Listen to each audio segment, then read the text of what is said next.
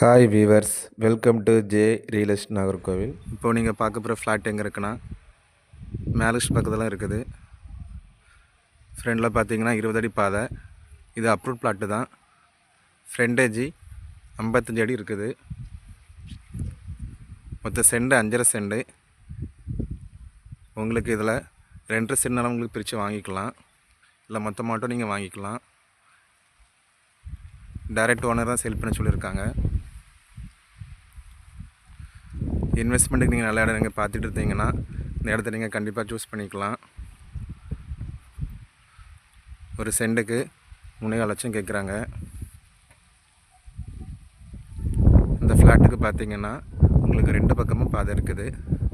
வடக்க பார்த்தும் பாதை, உங்களுக்கு கிழக்க பார்த்தும் பாதை. இது பார்த்திங்கன்னா உங்களுக்கு வடக்க பார்த்து உள்ள பாதை.